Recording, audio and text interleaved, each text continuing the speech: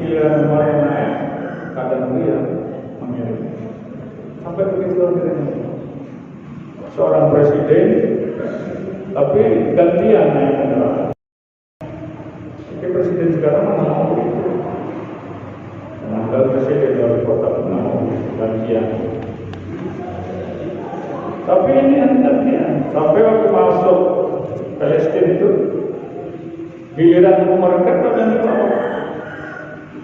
Apa yang mau masuk ke tempat negara waktu itu dikuasai oleh orang Nasrani, Rom, menguasai Baitul Maqdis.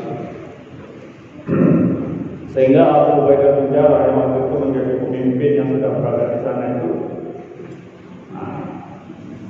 mengingatkan wahai Amirul Mukminin, ini perbuatan yang memalukan.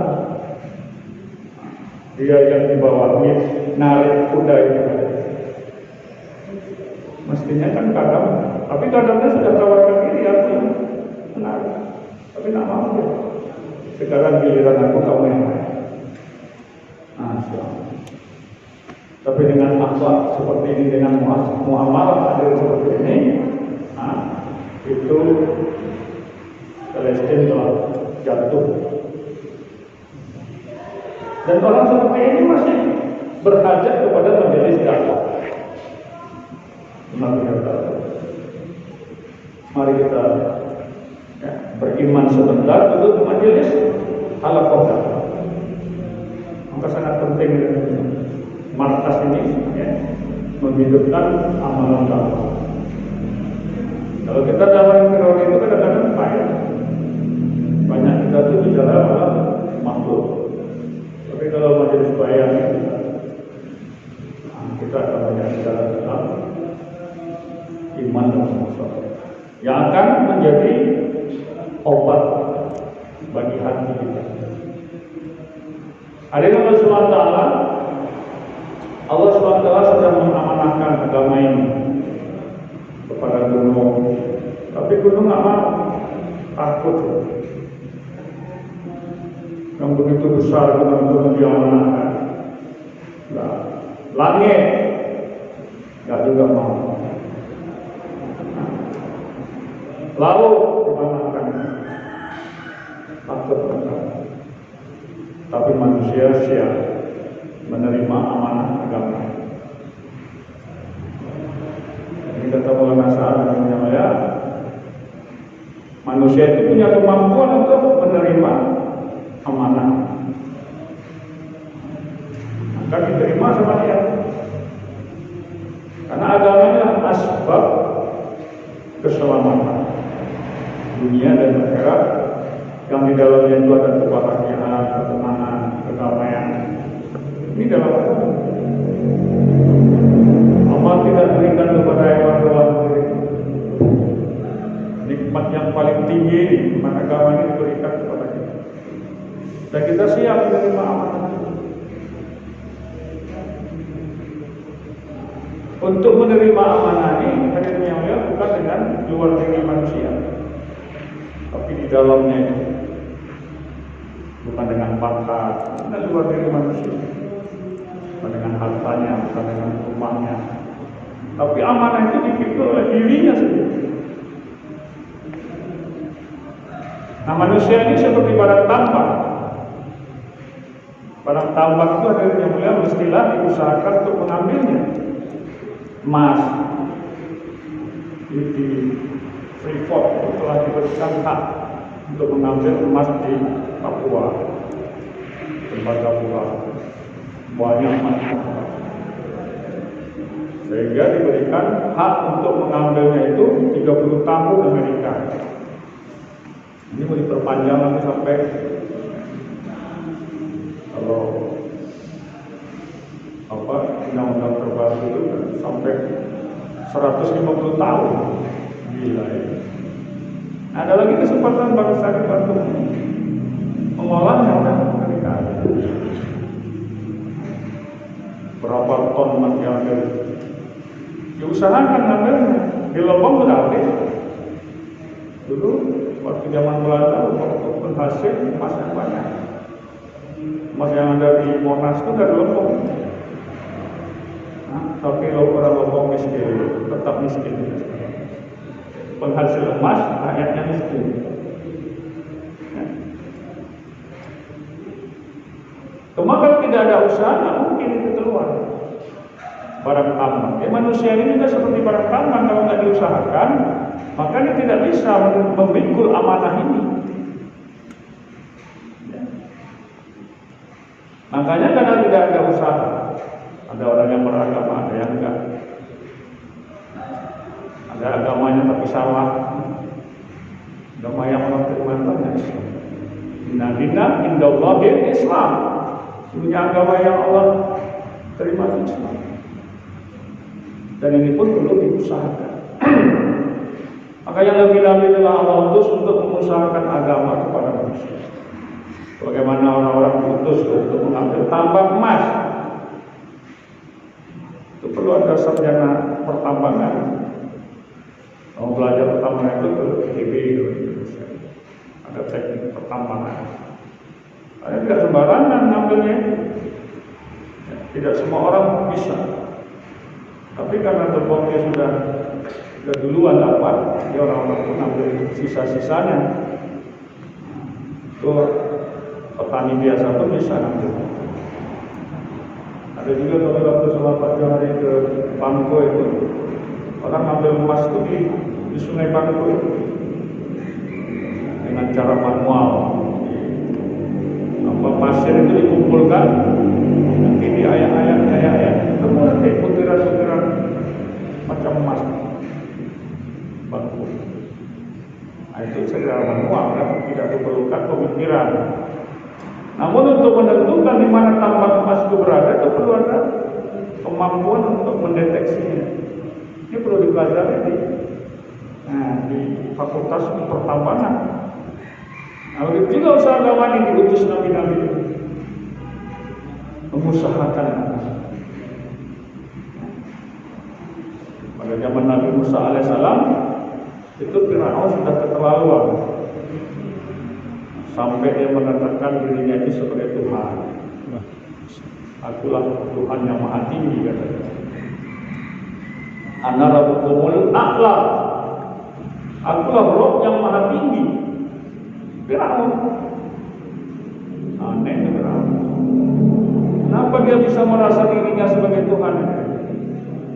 Karena menteri-menterinya itu muji-muji, memberikan pujian-pujian. Memang Tuhan pula yang berkuasa. Kalau nggak ada Tuhan pun yang akan sengsara semarahnya.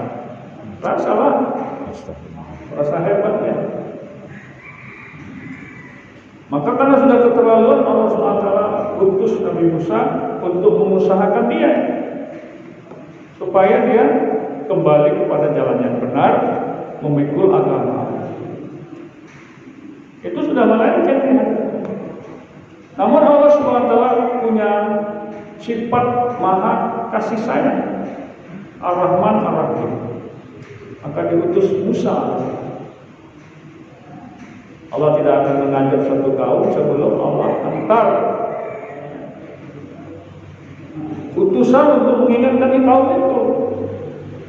Inilah Allah. Sementara Musa alaihissalam itu lari dari istana Firaun. Sekarang Allah suruh kamu sekarang pergi ke sana.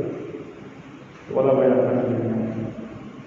Firaun Nabi Musa ini melarikan diri karena dia waktu itu telah mengumpul orang Kipsi, orang Mesir asli, mati. Padahal dia tidak bermaksud untuk membunuh dia, hanya untuk memberikan peringatan, kamu jangan ganggu Bani Israel. Tapi mati. Maka Nabi yang salah pergi meninggalkan Mesir ke Madian. Sampai di Madian ketemu dengan Nabi Shu'aib. Dia belajar di sana selama 8 tahun, 82 tahun, 10 tahun. Belajar di sana, belajar agama. Jadi kalau kita belajar menuntut ilmu ini wajar lah. Nah mungkin orang itu lahir langsung pandai benar. Tapi Allah SWT memberikan alat bagi dia untuk belajar. Diberikan pendengaran, diberikan penglihatan, diberikan hati ataupun pemikiran.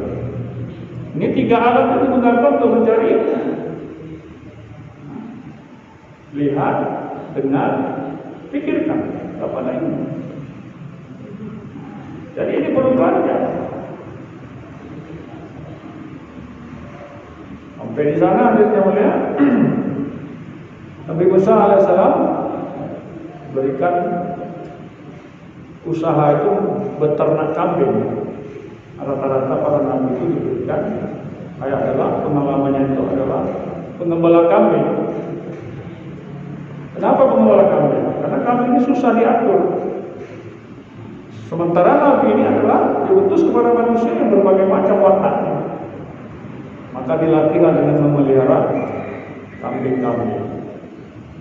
Begitu susah para Nabi Musa alaihissalam atau Pak Ustaz Jinjin mengambil kambing. Ada kambing satu itu bandel minta ampun. Yang lain-lain itu sudah masuk kandang ya. Oh no, bukit. Allah dikejar sampai di bukit itu sudah turun. Nggak mau masuk kandang. Allah sampai Nabi Musa itu dia sudah ke bawah lagi. Jangan impor, naik lagi. Subhanallah. Nah ini Pak, dilatih nabi-nabi itu untuk sabar dalam mengusahakan agama. Sampai Nabi Musa itu sudah kesel gitu, ini punya agama ini. Kalau tapak musuh bedih ya, saking udah capek. Akhirnya betul dapat, tidak ditangkap. Tapi Nabi Musa alaihissalam jatuh hatinya sayang kepada kambing. Dia capek, kambing pun capek. Saudara diangkat ke bawahnya, di bawah masukkan ke dalam. Ini Nabi, para Nabi mengusahakan agama dengan penuh kasih sayang. Walaupun capek-capek sudah tuh ngejar sana ngejar sini peringatan, ngos-ngosan, ya, tetap kemudian menerima dengan penuh kemaafan, kasih sayang. Nah, ini dari sebenarnya. Maka Nabi Musa SAW diutus oleh Allah. Dan segala kau panggil kenal. Maka Nabi Musa AS dulu minta kepada Allah, ya Allah, akhirnya tak pandai cakap. Apa namanya ini? Gagap. Karena waktu masih kecil bayi itu dia diberikan namanya ini bara api. Karena waktu itu Firaun sudah memastikan inilah yang akan menghancurkan Firaun. Belum. Maka istrinya Aisyah mengatakan jangan. Apa jangan? Dia lah ini. Kalau enggak coba kita buktikan dulu apa betul dia atau tidak. Buktikanlah ini dibuat ditaruh di nampak itu satu api, satu makanan. Kasihkan kepada Musa masih bayi Musa. Nah kalau dia ngambil kue, berarti dia Masya Allah. Sudah naluri kalau makan anak-anak, kalau lihat makanan kan memilih makanan. Nah, mungkin melihat dia, udahlah takut sama Aisyah, mana caranya? Berikanlah. Tapi Masya Allah, ketika dia mengambil kue itu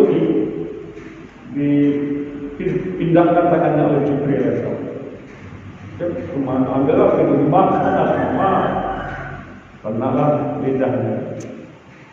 Jadi menyebabkan kemudian tidak begitu lancar dalam bicara. Supaya orang Nabi ini harus lancar bicara untuk memberikan penjelasan. Maka dia minta sama Allah, kalau memang aku tak dikirim ke Firaun, ya, aku perlu teman. Maka jadikanlah Harun sebagai teman. Harun ini abangnya Nabi Musa alaihissalam, kan? Tapi pandai bicara. Untuk menjelaskan sesuatu dia Allah beri kemampuan. Maka asbab dia doa itu. Dan dia masih di Bukit Tur Sinai, sedangkan Harun itu di Mesir. Dia bersama ibunya. Namun Allah SWT kemudian menerima doanya Nabi Musa, dilantiklah Harun sebagai nabi untuk menemani Musa. Pergilah Nabi Musa ke Mesir, itu jauh harinya dari Madian ke Mesir. Madian ini sudah masuk hampir Yordania, ya, daerah perbatasan Palestina sama Yordania. Itu jalan ke Mesir jauh. Tapi kan yang diperintah Allah usaha untuk memasukkan supaya manusia ini dapat menerima amanah itu ada usaha. Ini Nabi lihat usaha. Kalau enggak kuat manusia ini akan menerima amanah itu. Perlu ada usaha. Agamanya amanah. Coba lihat kalau sampai di sana ketemu dulu di rumah. Ketemu Nabi Muhammad SAW, minta Harun supaya menang. Harun melihat saudaranya yang sungguh-sungguh dia siap datanglah kepada kerajaan Firaun, istana Firaun. Sampai di pintu tak dihiraukan. Maklumlah namanya mau ketemu presiden ataupun raja itu kan harus memang orang-orang beken. Kalau nggak beken nggak dikenal itu apa? Coba apa? Mau pergi ke istana Pak Jokowi. Ada yang betul siapa? Ya. Tapi kalau menteri misalnya datang, baru dilaporkan kepada presiden. Presiden ada Pak Menteri mau datang. Ayah selesai. Datang itu Nabi Musa sama Harun ke depan istana. Pengawal istana apa yang dilihat? Hari pertama lagi sama hari kedua lagi sama bukan sembarangan. Maka sekarang siapa yang kita berani dakwah ke gubernur? Padahal ini kita harus semua ke Bill Clinton, Pak. Presiden Amerika sekarang, Joe Biden. Siapa yang mau dakwah? Nabi Sallallahu Alaihi Wasallam dakwah sampai Firaun. Pada saat itu penguasa yang besar saat itu adalah Firaun. Yang pertama kali dakwah Firaun. Kita dakwah yang kere-kere. Tak begitu. Dakwah yang tompok datang. Karena nggak ada yang mengingatkan dia. Sekarang siapa yang dakwah ke Jokowi? Hanya. Saja tahu ya Pak Gubernur aja. Pernah kami ke tempat Pak Gubernur, ya, menjumpa berapa yang tahu, berapa yang dari menunggu akhirnya nggak bisa pulang lagi, udah hampir 2 jam kemudian. Kalau kita ini nggak ada apa-apa yang dibanggakan, tahu. Begitu untuk kami berusaha bukan langsung bisa dapat ketemu. Tapi kan ini tugas, datang lagi. Tugas dari Allah SWT. Begitulah sebenarnya. Akhirnya ada apa ini namanya? Tukang hibur istana, pelawak. Ya, orang-orang istana pun pengen hiburan. Yang menghibur itu pelawak-pelawak. Padahal dia di pelawannya diri siap-siap aja masuk neraka. Dan siapa yang berbicara untuk membuat ketawa orang lain, maka tidak akan diceburkan di dalam neraka. Sengaja dia membuat perkataan yang membuat orang tertawa. Itu apa? Itu profesi kan. Padahal Masya Allah, mana ya profesi dari yang lain. Kalau kita dai-dai dari yang lain. Pelawak itu kan lihat waktu dia masuk istana, lihat Nabi Musa sama di depan pintu ada apa? Maksud dia Saya masuk itu karena pelawak ya, karena memang jadi hajat raja. Boleh masuk sampai ke Nerawang, dia bilang, Tuan Raja di depan gua itu ada 2 orang aneh itu. Mau masuk, mendengarkan itu, langsung masuk. Nah ini asbab pelawak. Jadi nggak langsung bisa. Masuklah, disuruh masuk. Musa sama Firaun. Inilah usaha. Dakwah itu usaha untuk memberikan amanah agama ini kepada manusia. Sampaikan amanah. Sampai di situ Firaun tahu kalau Musa, karena dia pernah tinggal di istana Firaun. Nabi Musa bilang dia, apa yang kamu kesini? Aku diutus oleh Rabbku untuk mengajak engkau wahai Tuhan ayah angkat kan untuk menyembah Allah Rabb semesta alam. Hah? Masih ada selain aku? Kata Firaun. Coba kamu tanya, jelaskan bagaimana Tuhan? Ini kata-kata. Maka disitulah kesempatan dakwah kepada Allah. Jadi orang itu nggak kenal Allah. Siapa Tuhan itu? Maka dijelaskan oleh Musa Alam, Tuhanku dan Tuhanmu itu adalah yang menciptakan langit dan bumi. Begitu kita dakwah, kenalkan Allah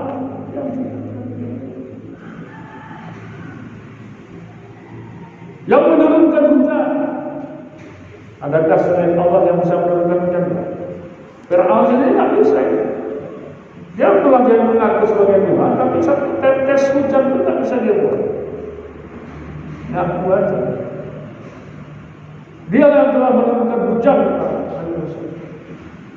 dari langit turun.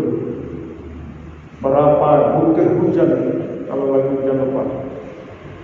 Siapa Pak yang mampu? Ada yang mampu. Siapa Tuhan selain Allah itu ada yang mampu? Dewa Brahmana mana mampu? Dewa Siwa, Dewa apa? Keyakinan orang-orang Buddha. Mana lagi Tuhan selain Allah yang bisa menurunkan hujan? Firaun mengaku sebagai Tuhan, itu tak bisa. Kau bengong dia. Dia adalah Rabb yang menurunkan hujan. Dengan hujan itu akhirnya ditumbuhkanlah tumbuh-tumbuhan. Bumi yang mati hidup dengan air. Berbagai macam tanaman tumbuh dengan hujan. Ada kurma. Coba cari selain Allah yang bisa menghidupkan kurma. Siapa? Ada Tuhan selain Allah itu yang bisa menghidupkan pohon kurma. Hadirkan selain Allah yang dianggap sebagai Tuhan itu. Kalau orang kafir Quraisy itu berhala-berhala yang dijadikannya sebagai Tuhan, Rabb-nya. Bisa berhala itu buat tanaman baru? Tidak bisa. Siapa lagi? Mana Tuhan selain Allah? Mana Tuhan selain Allah yang dia disembah-sembah itu? Untuk menciptakan satu pohon kurma saja. Ini kata Musa alaihissalam. Ya, turun hujan dengan hujan itu Allah Ta'ala tumbuhkan berbagai macam tanaman. Lalu dari tanaman itu Allah SWT keluarkan buah-buahan yang dimakan oleh ternak-ternak, juga dimakan oleh kamu manusia. Padi hadirin namanya tumbuh keluar benih padi. Padi dimakan oleh manusia, dimakan oleh ternak. Dan ternak itu hadirin yang kamu makan dia. Adakah selain Allah yang bisa menginginkan? Bengong Allah. Inilah mengenalkan Allah. Dakwahnya mengenalkan Allah. Sehingga orang-orang tadinya mengaku dirinya sebagai Tuhan berpikir, oh iya, aku tak mampu semuanya. Tapi kalau terlanjur menganggap punya Tuhan, ya, malu dia. Langsung dikatakan, ini penyihir. Jangan kalian sihir kepada Begitulah untuk menutupi ya, kesalahan dia, menutupi ya, kekeliruan dia tadi. Dia udah keliru, bukan dia Tuhan, Allah SWT, Roh itu. Maka dikumpulkan penyihir-penyihir, itu kan sihir ini. Musa dikumpulkan tukang sihir untuk bertanding sihir dengan Musa. Tukang sihirnya dia mau ya mengeluarkan kamu dari Mesir ini, betul-betul. Maka dikumpulkanlah ahli-ahli sihir yang canggih-canggih, mantap-mantap ya. Kumpul, ditantang Nabi Musa AS. Mana kita akan mengadakan perlombaan ini di lapangan luas, supaya hadir semua rakyat Mesir itu melihat perkara ini. Maka kumpul semua hari yang sudah disepakati tiba, Nabi Musa datang, penyihir datang. Maka penyihir Tuhan yang mulia tanya kepada Musa, sekarang kami duluan yang melepaskan atau kamu? Silakan kalian. Maka dia lepaskan tali-tali ini, beberapa sihir, namanya sihir. Sulap. Kalau penyulap itu pandai-pandai kali kan. Bagaimana cara itu seolah-olah seperti kenyataan, padahal tipuan. Masya Allah, jalan-jalan rekayasa mereka itu kan. Maka Nabi Musa AS dia melihat itu dilemparkannya apa-apa. Wallah berubah jadi ular, makan ular. Makan. Habis semuanya dia ada lagi di tempat tadi. Tunduklah penyihir itu semua, karena dia tahu ini bukan sihir. Ini betul-betul di luar sihir. Maka langsung dia sujud. Kami beriman dengan rohnya Musa dan Harun. Mengamuk Firaun mendengar, hei kamu belum dapat izin dariku sudah menyembah Tuhan yang Musa dan Harun. Hukum dia. Dihukum penyihir-penyihir. Ini kadang-kadang orang dapat hidayah itu dengan mukjizat. Para penyihir itu dapat hidayah dengan mukjizatnya Nabi Musa AS. Pangkat jadi orang makan rumah itu, langsung melihat mukjizat itu, ya, tak bisa membantah lagi. Sudah aku beriman kepada Tuhan yang Musa, Allah SWT. Padahal tadinya Tuhannya Firaun. Tapi ini betul-betul nampak di luar kemampuan sihir mereka. Ini ada juga yang dapat hidayah lewat mukjizat. Beriman semua mereka. Ya. Langsung ditinggalkan Tuhan Firaun karena beriman kepada Tuhan Allah yang sebenar-benar Tuhan. Dihukum semuanya adalah dipotong tangan dan kaki bersilangan. Kalau potong kanan kiri, berarti kaki tengah kan, kaki yang kan, ngeri. Kalau kalian tetap beriman kepada Tuhan yang Musa, yang Harun, maka kalian akan ditebas tangan dan kaki bersilangan. Karena iman sudah menancap di dada, siap. Kami beriman kepada rohnya Musa dan Harun. Maka dieksekusi lagi. Begitulah nikmatnya iman. Kalau iman sudah masuk ke dalam dada itu, nah ada peduli lagi dengan hukuman yang seperti itu, ringan saja. Inilah yang kita untuk memberikan usaha atas agama ini yang kemudian diperlukan dakwah.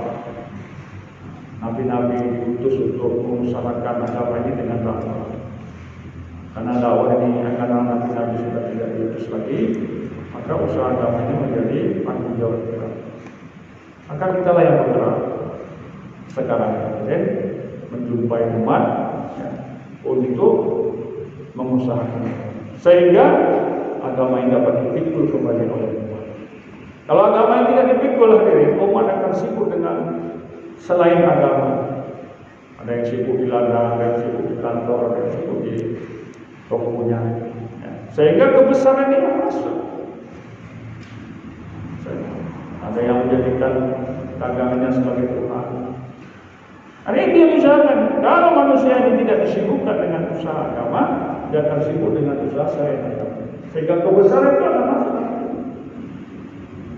Maka kita datang kepada umat Islam, ajak mereka kembali kepada agama ini, mengusahakan agama, mengusahakan amalnya, mengusahakan iman, sehingga dapat bagian dalam dalam diri ini dan sesuailah dengan amanah kami.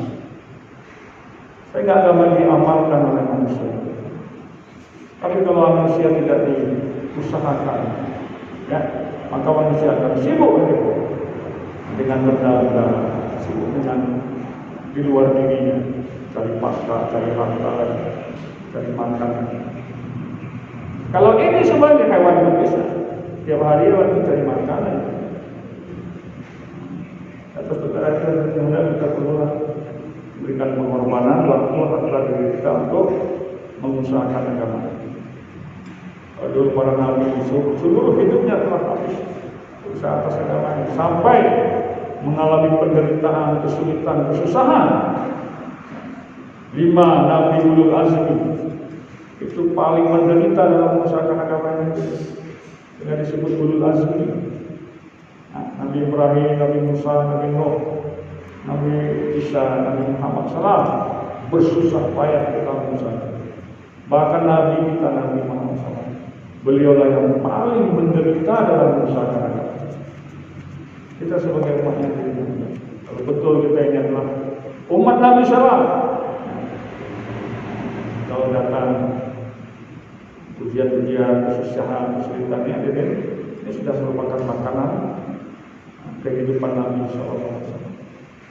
Oleh karena itu kita jangan menyerah. Sebentar aja kita di dunia ini kan, 60 sampai 70 tahun, susahnya sebentar. Satu hari akhirat sama dengan 1000 tahun di dunia ini. Satu hari di akhirat 1000 tahun. Maksudnya kalau kita hitung waktu akhirat, kalau umur kita 60 sampai 70 tahun itu, umur kita itu hanya 1,5 jam. Kalau dari segi akhirat 60-70 tahun itu adalah 1,5 jam akhirat. Jadi kita tinggal di dunia ini 1,5 jam aja. Menderita hanya 1,5 jam. Itu pun tidak meninggal pulih. Ada kita menderita seperti Nabi SAW? Ada. Enak kita buat usaha sekarang kan? Kalau Nabi buat usaha waktu ada mau dibunuh kan? Sampai hijrah Nabi SAW, sampai di boykot, sampai lapar. Kita nggak ada begitu. Enak kita tawarkan. Tinggal kemalasan ini kita lawan, nafsu kita lawan. Setting waktu kita itu untuk agama, usaha kesana. Harta kita juga rencanakan. Kalau kita buat usaha agamanya,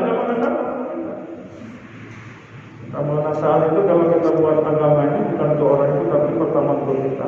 Orang itu belum tentu. Makin kuat kita mengerjakannya, makin dapat agama saja. Bila karena itu kita disuruh membuat amal makomi, disuruh kita dibuat amalan spiritualis supaya kita istiqomah dalam usaha agama ini sampai kita. Kalau ya, ini sudah masuk bulan April. Yang belum keluar 3 hari segera dikeluarkan 3 hari. Jangan sampai lepas 3 hari kita. Itu pengorbanan minimal dalam 1 bulan. Ya, masih minggu pertama ini. Semualah sebaik-baik pengeluaran jamaah 3 hari itu dan 3 hari itu dari muamalah. Pikir Pak, di zaman ini di Sri Lanka itu satu masjid mengeluarkan 30 jamaah 3 hari. 3 harinya itu bukan satu jamaah, satu musola atau satu masjid, 30 jamaah. Sri Lanka. Kita masya Allah satu halakoh baru satu halakoh, satu jamaah. Ini kita pikirlah, kenapa kita ini melakukan? Karena kita masih gabung-gabung, apa kita itu mengeluarkan dari masjid sendiri. Ada pasal di sini juga. Ada juga beberapa masjid. Nah, coba ya, dengan ibu gurunya semua masjid mengeluarkan jamaah 3 hari. Semua masjid mengeluarkan jamaah 40 hari. Semua masjid mengeluarkan jamaah 40 hari. Sebaik-baik pengeluaran jamaah itu adalah dari masjid kita sendiri. Nah, coba kita Pakistan itu biasa mereka membentuk jamaah dari masjid mereka sendiri untuk pergi ke negeri-negeri jauh, Afrika, Eropa.